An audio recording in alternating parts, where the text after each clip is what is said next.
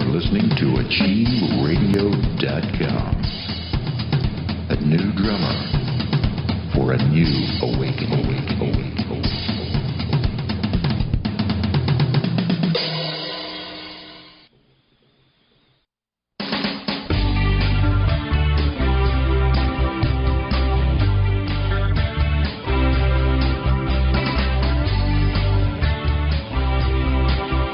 Across the realms and around the world, welcome to Outside the Box.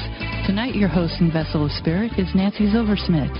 We hope that you will learn to have the strength and courage to step outside the box and dwell with spirit, and to leave the old beliefs that hold you down behind you and rediscover your spirituality in new ways. Hello, it's April the 1st, 2015. Happy April Fool's Day. This show is brought to you by www.sanctuaryofsacredspace.com. I'm going to announce now that there will be no readings today. I have a lot of subject matter. I probably won't even finish that today and have to continue it next week. Have several stories, have some questions from people, and some comments. And so we're going to go right into the calendar of events. Every Friday and Saturday, I am at Melting Heart Boutique from 12 to 5, unless I'm doing another event. And I'm doing readings. They start at $20 for 15 minutes. That's at 702 West Camelback Road, Suite 12, Phoenix, Arizona. And it is on the north side of the building. That's where the entrance is. On April the 11th, which is a Saturday, which means I won't be at Melting Heart that day, I will be at a psychic fair at Harmony in Phoenix. Their sign is still up, so I'm still going to say Harmony in Phoenix. They have changed their name to the Rising Phoenix Spiritualist Church. I will be there at their psychic fair from 12 to 5 p.m. I'll be doing cards, mediumship, healing, counseling, whatever needs to be done that day. That is at 15222 West Encanto Boulevard in Phoenix, Arizona. Okay. I'd like to make a correction on something I said on one of the last 3 shows. I forget which one it was.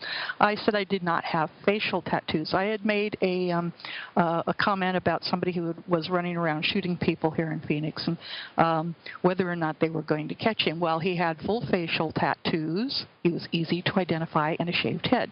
And it turns out that he had the words, and I actually found a picture of him, skinhead across his eyebrows. His eyebrows were shaved, and he had the word skinhead tattooed, and then a bunch of other intricate and ugly tattoos on his face. Yes, I do have facial tattoos. Gee, guess what they are? My facial tattoos are my eyebrows and my eyeliner. So just to make that correction, I do have facial tattoos, but not the kind that are going to keep me from getting a job or living in the real world with real people. Yeah, you put something like skinhead across your eyebrows, and you're pretty much going to be isolated from other groups. Okay, they did catch him, by the way, and I haven't heard anything more on it lately. So we're going to get started with some stories first and some personal experiences. And I want to say that every time I get into my car to go somewhere, I say that I tell my spirits and my angels, my guardians, and I'm going, please get me there safely and back again. Been doing this for years, and they always do. And I've had several occasions where I've had car problems, but I've always been able to get to where I'm going and before the car dies or whatever happens. Well, this week I was, as a matter of fact, it was last Wednesday, right after the show. I was heading across town to teach a class, and I noticed my steering wheel was doing this wobble thing, and I'm going, oh man, I'm going to drive a little slow. Something's out of balance on my car. And because I slowed down as I was stopping, and I let go for a second, and it just went wobble. And it's just like, okay, that only does that when there's a tire out of balance, and it's obviously in the front somewhere. So I drive slowly, still going the speed limit, but, not going over the speed limit and staying in the right-hand lane in case I had to pull off. and it's 5 o'clock traffic, so there's really not any place to pull off. And I was not on the freeway, thank God. On Wednesdays, I just take the surface streets to where I'm going, because the freeway is like a parking lot. You don't want to be on there. And I get there, and I get out of my car, and I look at my tire on the driver's side, and I went, oh, my God. I was missing the sidewall about 8 inches up on the tire and all the way across the width of the sidewall. You could actually see the radial tread, and the tire was holding air. It was actually holding air. So I called AAA, and the guy gets there. He says, "Oh my God, how does your tire still hold air?" And I just went, "Yeah, I just have a lot of help getting places." It's yeah. And so that's I always say, get me there safely and get me back again. He aired up my spare, had it changed in 5 minutes, and I went on to teach my class. But the next day I had to go to get my tires replaced. They were in need of replacing anyway. I just didn't think I was going to lose a sidewall before I lost tread.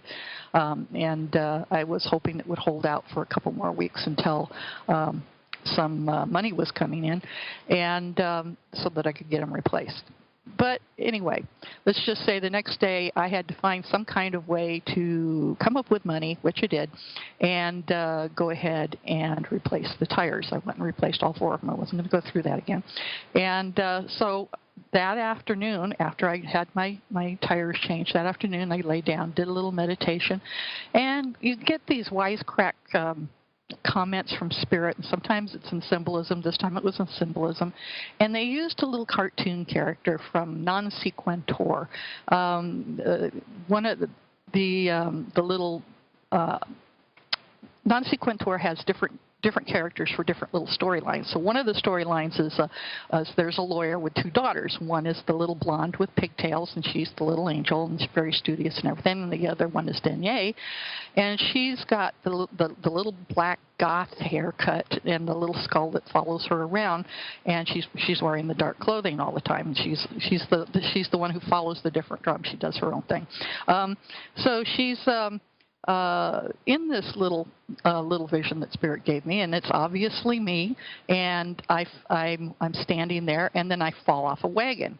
And they even made the little action signs of me falling, like a wave of energy as I'm falling off the wagon. And then they flashed this dollar sign above, and it was very intricate. It was in full color, and you could tell it was a full dollar. And it's just like, okay, I get the idea. I fell off the wagon. I spent some money. Yeah. Then it's just like jokes on me. I spent some money, but I need the tires. I have to get around. I have to get places and do things, and that's my means of transportation. You could hear Spirit laughing in the background, but yeah, I fell off the wagon, and I spent money over my budget. So yeah, they like to tell you things, and they also, sometimes it's not my spirits that tell me things.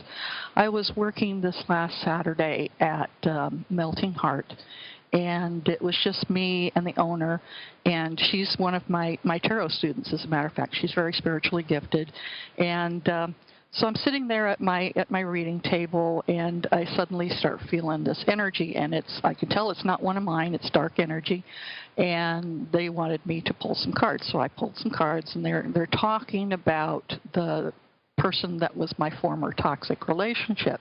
These are his entities, and it's just like, okay, so he's having issues, he's having problems, you want me to rescue him. I don't think this is going to happen. And I'm sitting there just, quietly talking to them out loud. And so I call over the owner, and I said, you know what, let's exchange readings. I have something I need you to do.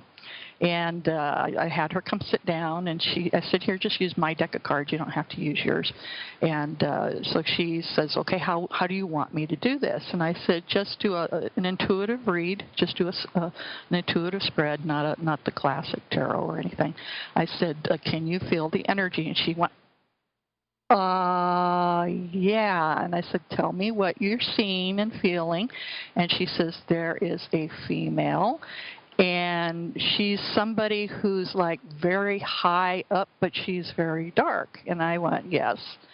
And she said that she may have at one time been wearing robes of royalty, but she's wearing black and it's shredded. And I went, exactly, that's one. And then the next energy stepped in and I said, now tell me about this one. And she said, this one's a very heavy energy. I said, yes, she is a very heavy energy. And because I knew who this one was too. She's very huge, very heavy energy. So tell me a little bit more about her, and she did, and she gave the description. She said, wow, they are not happy. They are threatening me. And I said, just keep doing what you're doing. You're protected. Don't worry about it. And the third one came over, and I said, the third one is giving me a nasty taste in my mouth.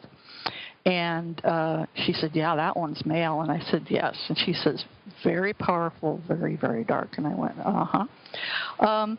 And I said, okay, what I'm going to do now, and I said, now that you've recognized who they are, they have already given me a message, but I am going to call in Source. I'm going to call in my angels, my sentinels, and whoever else needs to be here.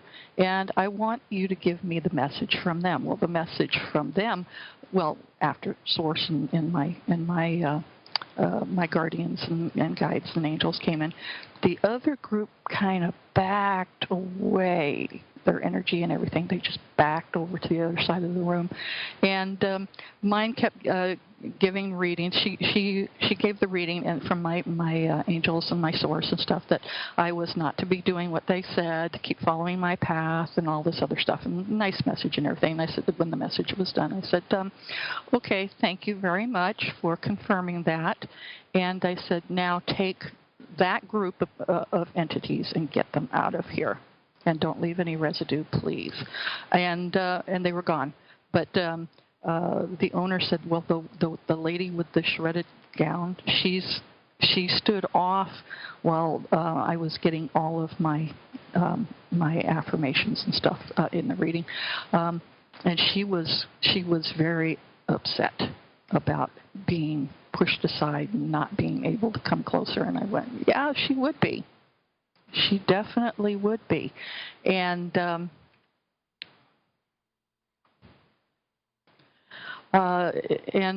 sorry, I had a phone that was going off. And I said she definitely would be, because I'm not going to go and help or rescue this person. So we let that go, and we went on with our day, and the entities had been escorted away. Well, 2 days later, I got a phone call from the person who those entities were asking me to come and rescue and everything. He'd lost his job. He did not take advice that I had given him a while back that he should work 2 jobs because he's working a temp job. Even though it's full-time, you should work a second job, stock up on your food, stock up on your money so you can pay your bills and blah, blah, blah, blah, blah. He didn't do that. And he called because he had no money, his job ended, and I had answered the phone because, you know, I knew that this was coming because of what had happened on Saturday. And he needed a ride to an interview. He needed to know how to get there. He needed any help. And could we go to a movie? Well, if you've got no money, who do you expect to pay for the movie? That's not happening. So it's just like, no. You didn't follow the advice I gave. And I had to tell him, you know what, I can't help you. I can't, in other words, rescue him like his entities had wanted. And I said, besides that, I have a full day. I have 10 zillion places I have to go myself. And one of them took 5.5 hours. And I said, you know what, not my monkeys, not my circus. No. And his place had been broken into on top of all of it, so he had to have the maintenance people come in and fix the doors before he could even leave to go anywhere. And it's just like, it's not my problem.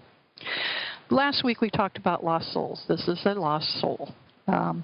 Yeah, and you can't save them because they don't change. They do not change. And I've known this person for 3 years and never changes, and never follows advice. So Anyway, moving on, I had a case that I talked about, I think about 3 weeks ago on the first show of 2015. And what I'm going to do here is I'm going to bring up this other window. Hello. Anyway, in 2015, which was 3 weeks ago for me, and it was one of the cases I discussed and referred her to go see a doctor or therapist or whatever. Anyway, she's gotten back to me.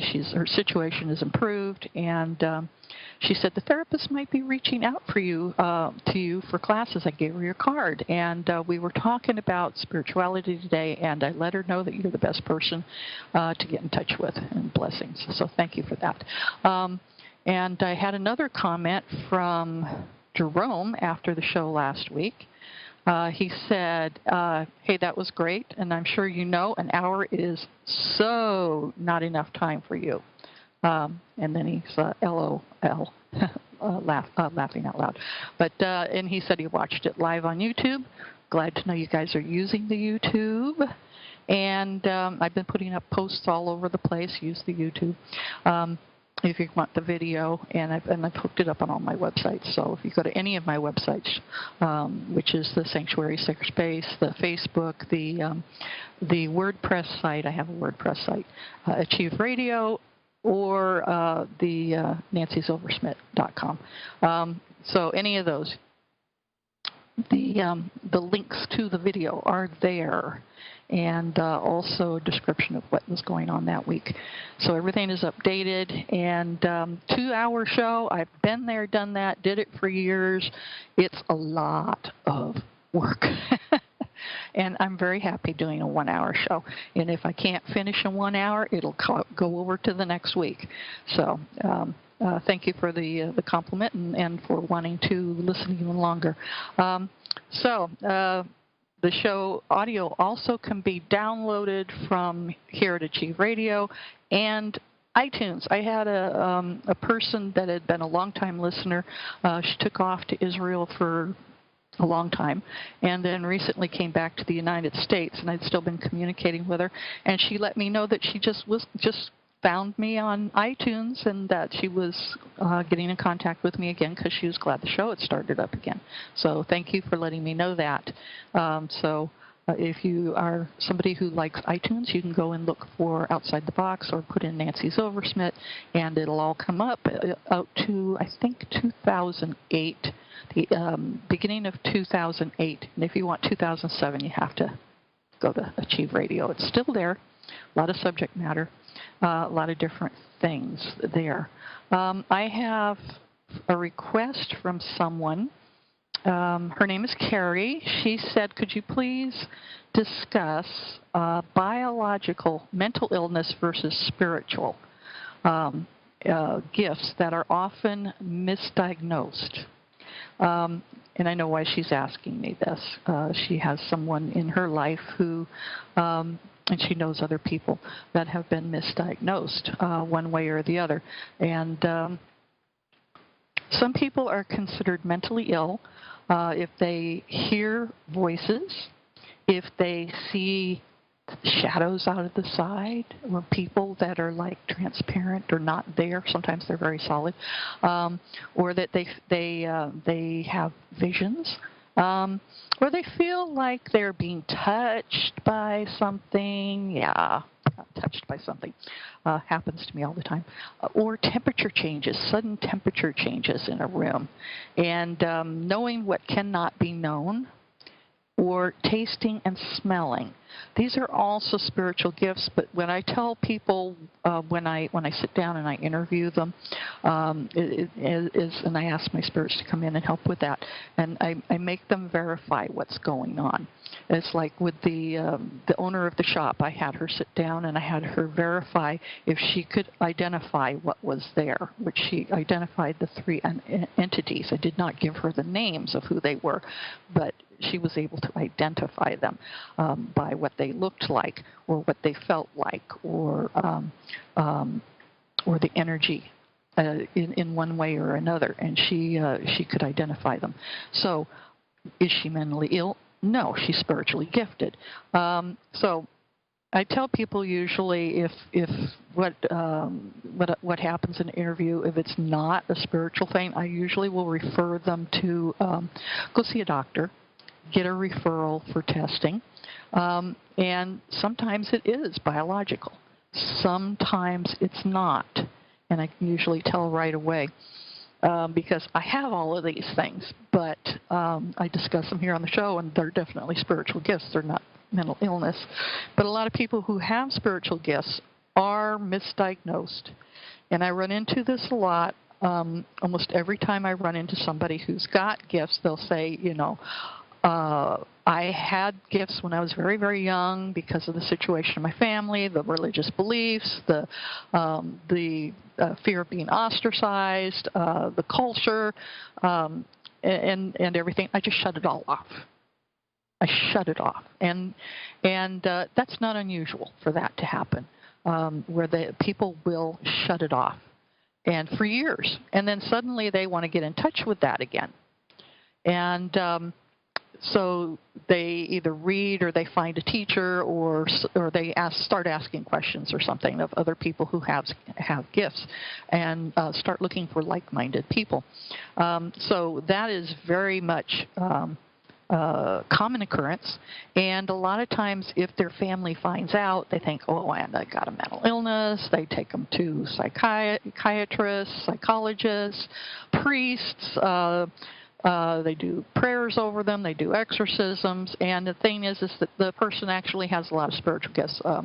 An old guest and friend of mine, Marie, she had been exorcised, I think, 3 times by the time she was 5 years old, and she just shut her gifts off after that, because at about the age of 2, she started seeing people, and she talked to them, and she'd tell people who was there and who they said they were, and so on and so forth, and so they thought she was possessed. Not a good thing, but anyway, and it can be very traumatic. And she was not living in the United States at the time. She was living in Ireland. So it was very, very, very difficult for her. And when she did get older, she met somebody who later became her husband, and he was spiritually gifted here in the United States, and they got married, and she opened her gifts back up.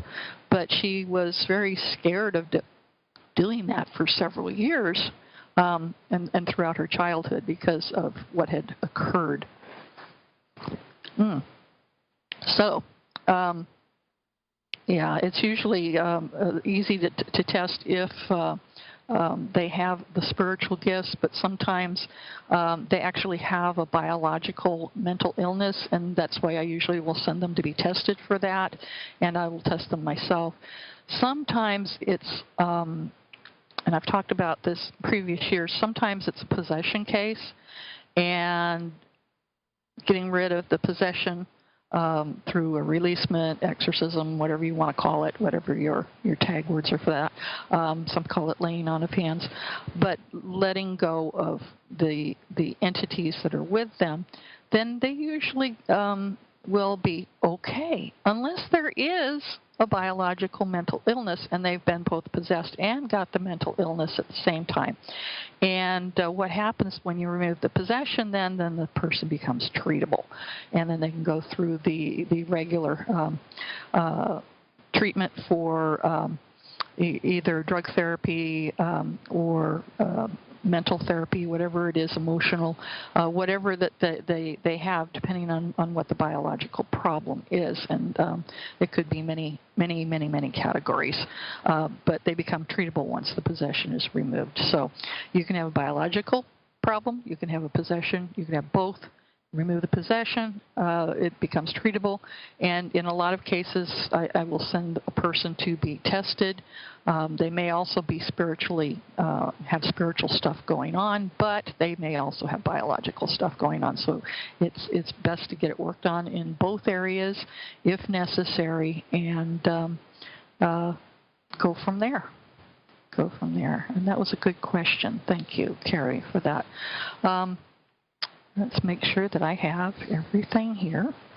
Okay. Wow. Okay, so I think we're ready to go into subject matter. Yes. Subject matter this week will be, and we're going to start on it because this is going to be more than one show, manifestation. It's also up on my blog. The first 2 sections are already up on my blog, and also up on nancyzilversmit.com, and also on the WordPress. Those are the 2 places you can find it. And actually, I'm going to bring it up in front of me so I don't have to read off a paper. I might have just suddenly got really light because the screen is white, got a white background, so sorry about that. But anyway, so it's called Manifestation Upside Your Head, and it's the first part 1, and there's a reason why I call it Upside Your Head.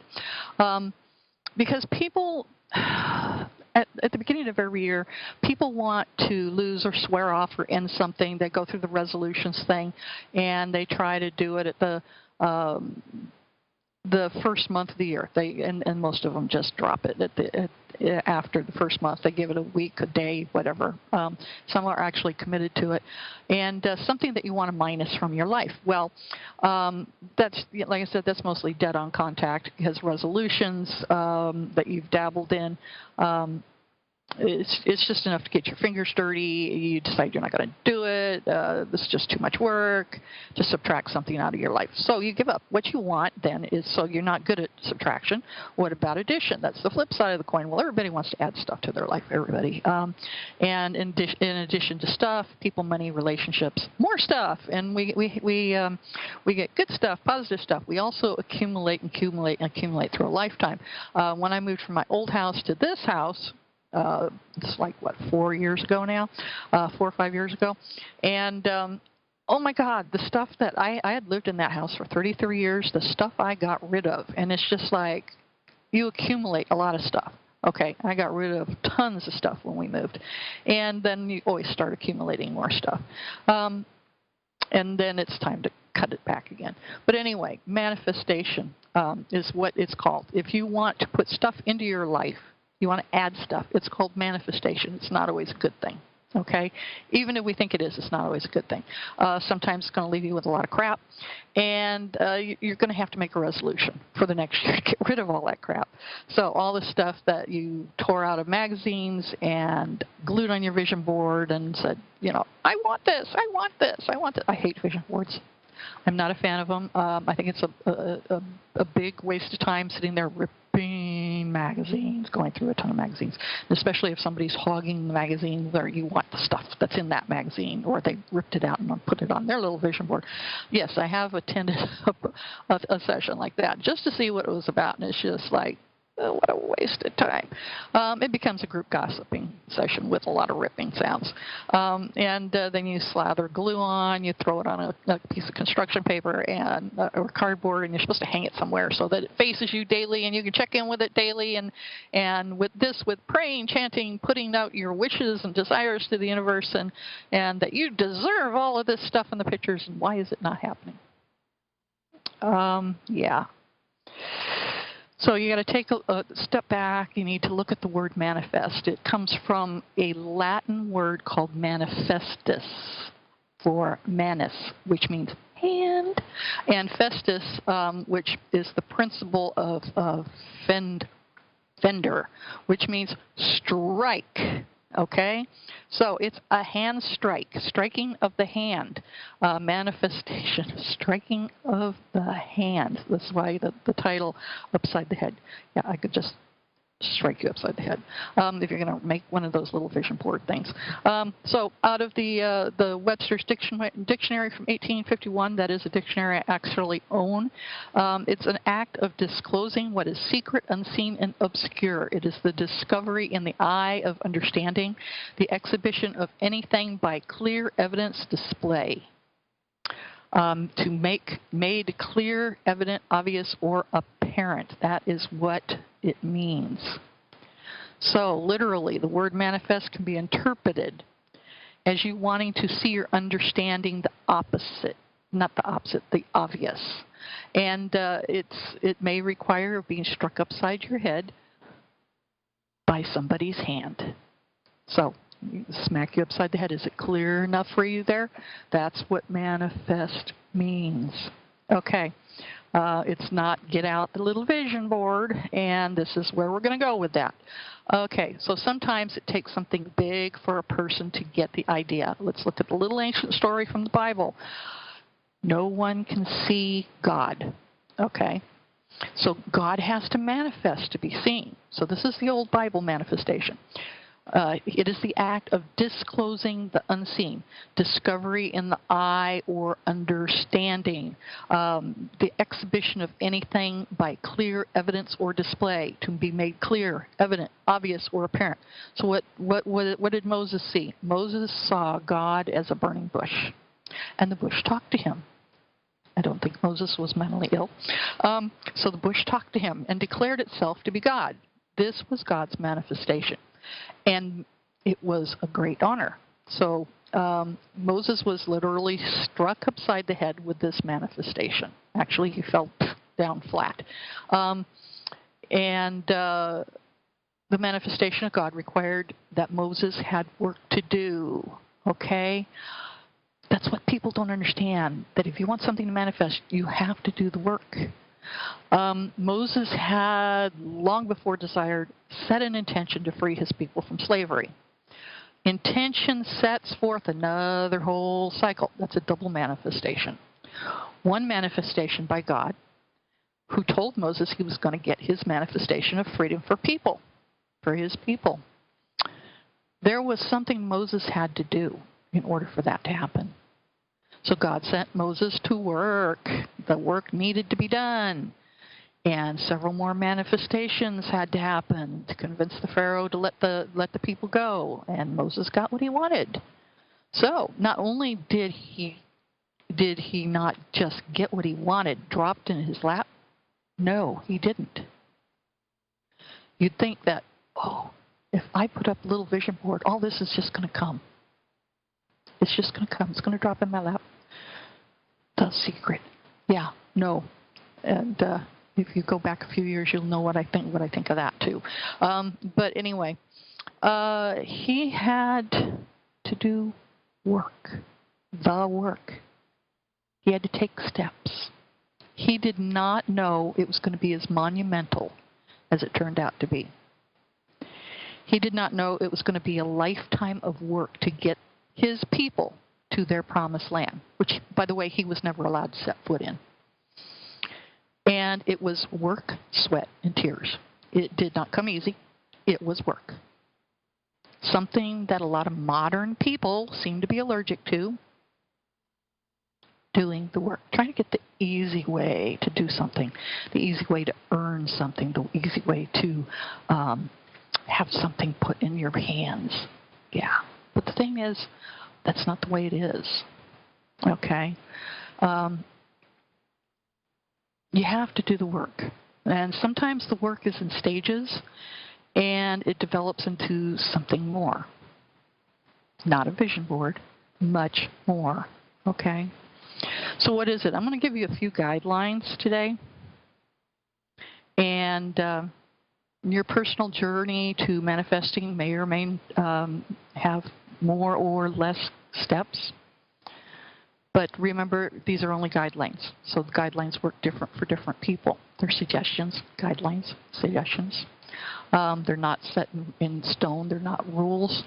And so you set an intention. I've heard that before. Set an intention. And you bring forth an idea or a desire. The intention gets the ball rolling, okay? But it does more than that, because something greater always listens. Something greater always listens. Could be good or bad. There's a big spectrum there. And I talk about both sides a lot. So it could be the universe. It could be a god, goddess, angels. Could be others. And there are a vast number of others in that spectrum. Have faith, trust, and respect for that something greater. And be careful what you ask for. If you ask for a new car and not exactly how you'll get it, got to remember, something greater listens, okay? Something greater listens. So be specific. Make sure you put some boundaries on it. It's like, I want to get from one place to another safely. And I usually add some other words other than that. I don't want to hurt anybody. I don't want to get hurt. I don't want hurt to my car. I want to get there safely and get home again. And if something is going to happen, let it be safe. Okay? I told you that little story at the beginning of what happened this week. So set some boundaries on what it is you are wanting, whether it be a minor thing, a major thing. Mine was just getting from one place to another and then being able to come up to the money to replace the tires. If you are not specific, there may be a price to pay that you did not count on. And that can be detrimental sometimes. So if the manner in which it happens is not what you exactly thought it would be because you didn't make any boundaries, you weren't specific, you'll get what you want. It'll happen if you took the steps, if you took the steps and the action. Maybe you requested a new car and you start looking at new cars and you don't have any money. I had a friend that had no money. She wanted to buy a new car. She was looking at cars and still riding around in her old beater of a car, and she wasn't specific. She just wanted to put it out there, set it out there. I want a new car. She didn't set any boundaries. She ended up in a car accident. It totaled her old car. Her insurance got her a new car. And there was a price to be paid for that intention. And she did not escape unscathed and needed medical attention and therapy for sometimes afterwards. So go back. If you're going to look at this online, go back and read the Be Careful What You Ask For. And the next piece, be specific, set boundaries. So when you set an intention, you now have to take a step forward to achieve that intention. Sometimes it requires many steps. It's called doing the work, the thing that a lot of people are allergic to, work. If you think that's a dirty word, you're going to end up paying the price. It's better to do the work. Just get off your frickin' ass and do it, okay? When you do the work, you need to stay on top of things. You need to respond to every action and reaction and do it quickly. Do it as it happens. If it happens, take care of it. Obstacles fall in your way, take care of it. Get over the obstacle. Get it out of the way. There may be several things that you have to go through to get what it is you want. Don't procrastinate. Don't dawdle. If you do, then you're going to miss the opportunities that are thrown your way. So respond. For every action, there should be a reaction. Okay? And what are you willing to do for this intention to manifest? Well, remember, it's called work for a reason. Somebody has to do it, and don't expect everybody to do it for you. It's like the entities that came and wanted me to do everything for this other person. I'm not doing that. He's not going to learn unless he does it himself. Okay? And it may be his intention for me to help him and send his entities to deliver the message, but it's not my intention, and it doesn't do me any good. So the way you go around manifesting your stuff, whoa, okay, are you willing for it to manifest? Really? Remember, it's called work. Someone has to do it. I'm not doing it for you. Your intention, your work. Plain and simple. It may mean that you have to rearrange your life and make changes. So make them. Don't whine about it. How bad do you want it? You want to keep food in your house? You want to have extra money in your bank account?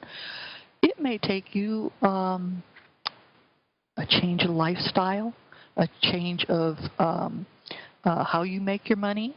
It may take an extra job. It's temporary. Build up an emergency fund. Make sure you have your food in your house, money to pay your bills. How bad do you want it? And if you don't want it that bad, I don't want to hear you whine about it. Okay? Are you ready for that manifestation? Are you ready for that manifestation of your intention to happen? Well, hang on, because it could be a wild ride, or it could be very smooth. And I think I put on there, it's smooth as a Tennessee Walker horse. And if you're a horse person, you know that that horse walks so smooth that it doesn't bounce or anything. It's very smooth. Or as wild as a bucking bronco. It may take some time, or it can happen very, very quickly. It depends on what it is. It depends on what you've done. It depends on what that intention is. Have you already done part of the work before you even set the intention and didn't even know it? Has Spirit already put it all in line for you? So, you need to be careful. It's going to happen, and it usually happens when you least expect it. Okay? The one piece that a lot of people seem to forget about is that after you do get something to manifest, give your thanks and your gratitude that something greater listened. And to anyone on the physical plane who may have helped you with the project. You never know what you need to set another intention for manifestation. I taught my students that when they do the manifestation piece, that they need to write down those intentions. And writing it is very, very powerful. And when you write it down, you've put it to paper, whether you've typed it or you've actually handwritten it. My students, they actually got journals and they handwrote it, which was very surprising. I use a little pad of paper, and this is my current one. That's my daily. Has many things already marked off on it. And then I have another one over here that is my month of April. Monthly, the monthly one. This is the bigger projects. This will manifest. The little stuff I have to do the work for. The bigger stuff I have to do the work for. But they will get done. And with the daily piece, I have to rewrite this list every day. I go through a lot of things and I start crossing them off. So it's things I have to discuss, things I have to do, things I have to research, things that, it's whatever I want to manifest, okay? And I have been through, let's put it this way. For a manifestation, I was looking for a way to exercise for free in a gym. I've tried a couple different gyms, and each time I switched gyms, it switched programs, and it brought the price down. I think the lowest price right now is $10 that's out there, and it's very basic. Then I went to the VA, and I'm going through a weight loss program there, and I'm done with that, by the way. Did lose a large amount of weight, and I'm going to continue to lose. But I still was waiting for this manifestation of this free gym. And I found one. They talked about it in that class. And they said, if you have a disability, whether it's invisible or not, and they can't ask you, and you are a veteran, there is a specific gym, which is less than a mile from my house. So there is a specific gym, and it's first class, state of the art. All you got to do is show you're a veteran and say that you have a problem. Well, I do. I have arthritis, and I have some other issues. So, and they can't ask me.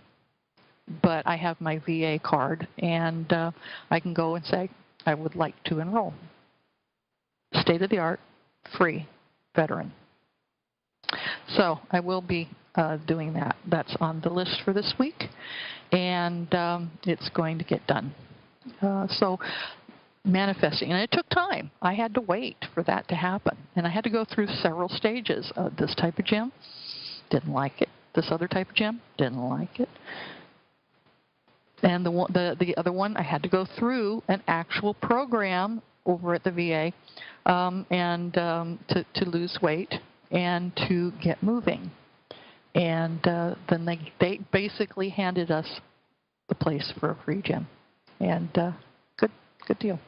So manifestation. Sometimes it takes time, and you have to wait, but work through it.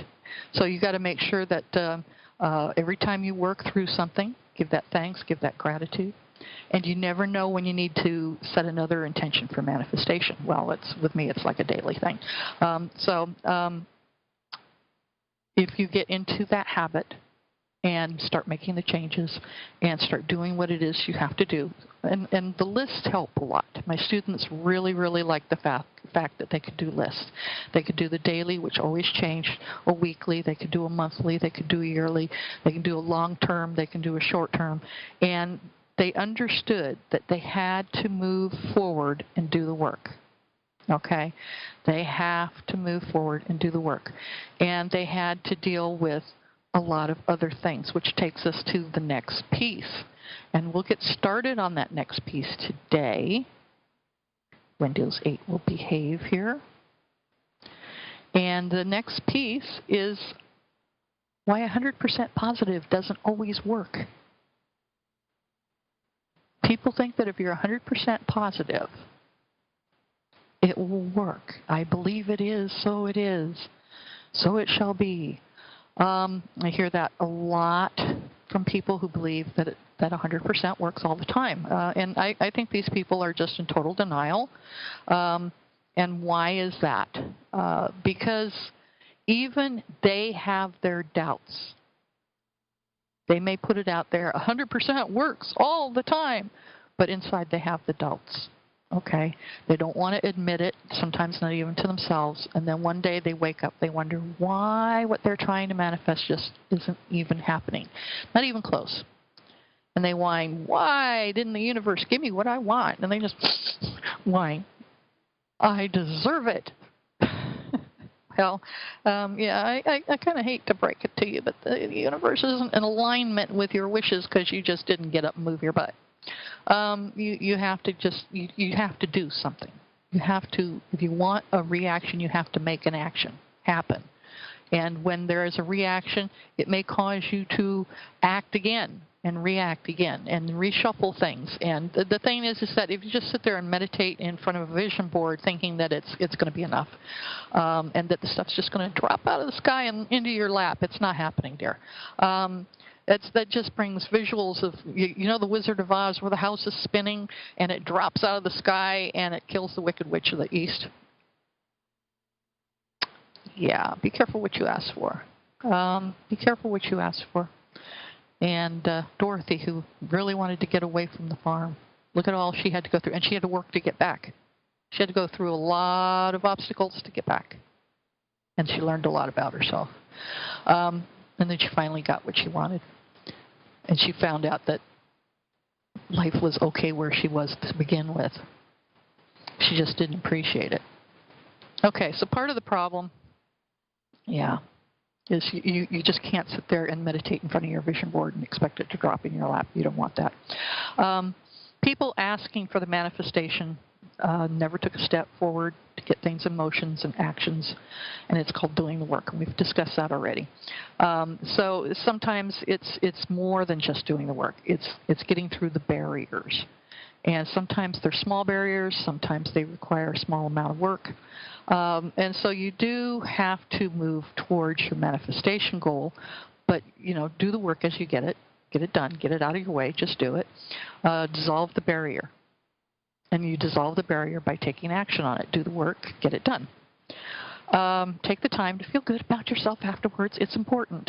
And give the thanks, give the gratitude, and look at your barrier. Is your barrier like the wall of China? I mean, that thing just runs on and on and on and on and on. But you got to understand that even the wall of China is higher in some places and lower in others. Okay, so you have to break it down. You have to make it doable proportions. And so, what makes your barrier? Let's take a look at some of the possibilities. Okay, we're gonna take a look at a few of the possibilities here. One of them is emotional denial. And sometimes we get so much invested in the positive of the life, we forget that there's a lot of emotional junk that we're dragging around and need to let go of. And in other words, you need to lose it. Lose the baggage, okay? If you want to gain something, you have to let go, okay? Because with the emotional denial, you become your own barrier. And it's the thing is that people like to point fingers everywhere else. It's that fault. It's their fault. It's you're the fault. And it's just like, oh, whoa, just don't point the finger over in this direction because it's not me. So you need to accept their responsibility, clean it up. It may be something that you can do by yourself. It may require the help of others. Sometimes emotional baggage is not something you can sit there and just let go of. Sometimes you have to get professional help with some of that. It's not anything to be ashamed of. It's not something to push back into your emotional closet. It's just like, okay, we're not going to deal with that today. No, it remains with you until you truly release it. Emotional denial can be anger, ego, greed, depression, insecurity, fear, the need of forgiveness, and not just of others. Sometimes you have to forgive yourself. Accept it, get help, release the layers as necessary, because it's usually not just one thing. It's like I went through many years ago, Spirit said, go through a forgiveness thing. Okay, I forgive this person and that person and this person and that person, blah, blah, blah, blah, blah. And they said, okay, that's one layer. And I went, what? Okay, I forgive all the past lifetimes that I had to deal with this stuff and the future lifetimes as well as the present. And they still said, it's not enough. And it's just like, okay, it was like a layer after layer after layer until I got rid of stuff, the forgiveness piece. And it's forgiveness of self, forgiveness of others. And just mouthing it, giving lip service to it, isn't going to do it. You have to really let go of it from deep inside. Really, really let go of it. There can be cultural pressure. And I think this will be the last piece for today, cultural pressure. And then we'll go pick it up again next week. Cultural pressure because of religious, ethnic, social reasons that we may be holding ourselves back because of what others are, their opinions about, our possible manifestations, okay? You know what these are. You have to decide and have courage to either balance or walk away from these pressures. A lot of times you can't balance it. You have to walk away from it. We expected so much more of or for you. You hear it. We don't do things that way. You hear it. We don't believe that way. Why do you? How could you? You're supposed to become. Fill in the space. It's what we want. And you are not one of us anymore if you do this. These are cultural pressures. You either have to balance them or walk away from them. Okay, I think right there is probably where we're going to end this week, and we'll pick it up again next week with the manifestation. I want to remind you that you can catch up on this either at nancyzilversmit.com or nancyzilversmit.wordpress.com. And if you go to my personal website, it has the link over to the WordPress. There's also the links to the video. Also, you can pick up the audio on iTunes. And events coming up Friday and Saturday, I will be at Melting Heart. And then I'm doing a psychic fair the following Saturday. And I'll see you guys next week. Thank you.